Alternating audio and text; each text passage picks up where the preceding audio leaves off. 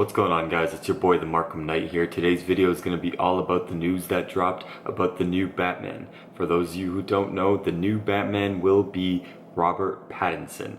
Now, my initial reaction was, is this that vampire dude from Twilight? Because that's literally the only movie of his I have ever seen. I saw the first one when I was young as hell, and the Twilight movies sucked, and they were kind of like this soap opera vampire versus werewolf type thing, and it wasn't really my jam, so I didn't really watch a whole bunch of Twilight movies. But that was my initial reaction, like, why the hell is the dude from Twilight playing Batman? After that I kind of got over it a little bit, just because I was like, I don't really know him from anything else. So I've been told by other people he has done other movies and they've been pretty good. From what I know, I'm guessing most of his movies have been kind of like chick flicks and stuff like that, because I haven't really seen them and I haven't really heard too much about them.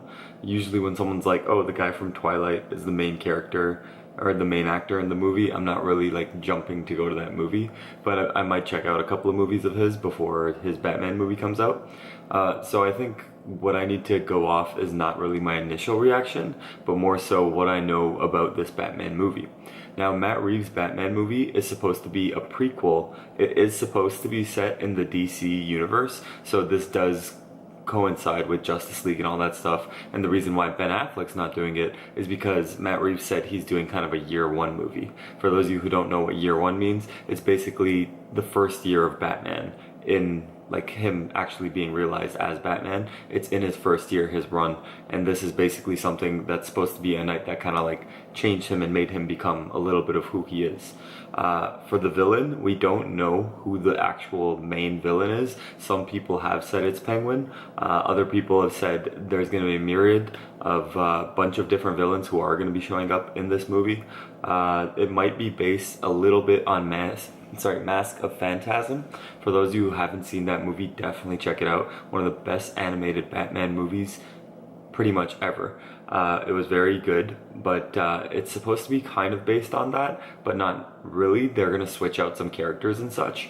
I've been told it's a detective movie, maybe kind of like a noir type movie, trying to bring Batman back to his roots of being the world's greatest detective. We haven't really seen a single Batman movie where he really shows off his detective skills. So it would be really good to see something like that. I would prefer to see something like The Long Halloween, that comic book realized, or at least kind of realized, or maybe something like Hush, kind of realized, but we don't necessarily know if it's going to be any of those things, or even Mask of the Phantasm, because this is all speculation at this point. No one really knows anything besides Matt Reeves.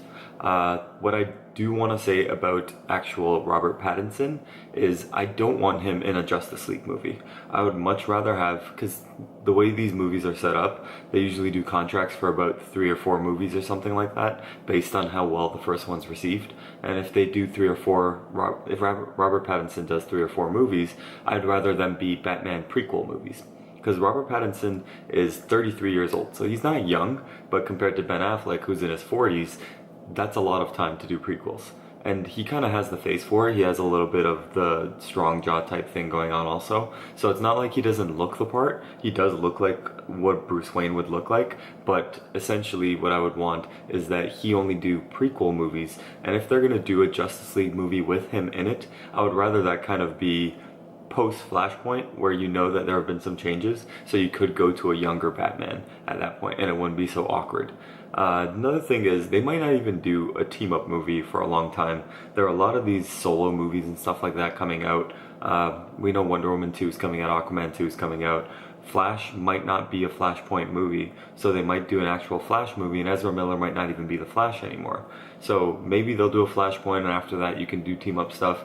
Even if they don't, you can kind of just do solo stuff with Robert Pattinson. You don't necessarily need a Justice League movie, at least not this close to the failed Justice League movie, which I did kind of enjoy, but still, it was, in terms of actual box office success, it was actually a failed movie. But definitely, my idea of Robert Pattinson was that he is the Twilight guy, the Twilight vampire, and that's about it. And that's all I really know about him, and that's all I really knew about him.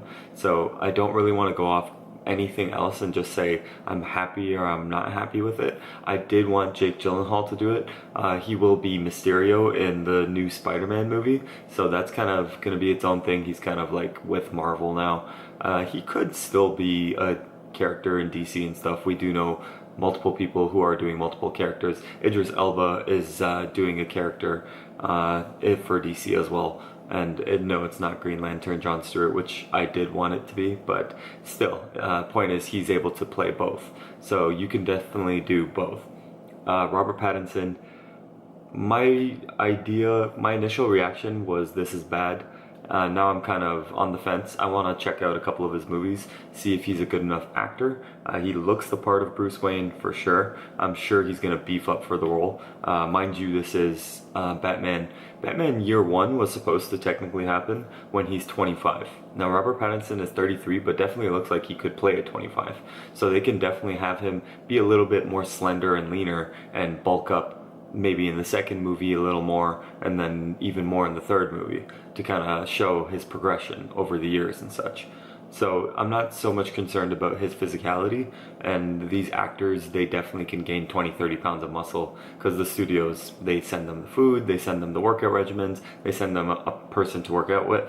So I'm not worried about the physical, I'm just worried about whether or not he has the acting chops to actually knock it out of the park. And after I watch a couple of his movies, I'll probably come back and talk about that a little bit more. But at least I'm excited we're hearing something about Batman.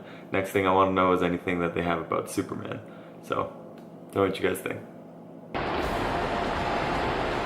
This is the Markham Knight, and I need you to like, comment, and subscribe.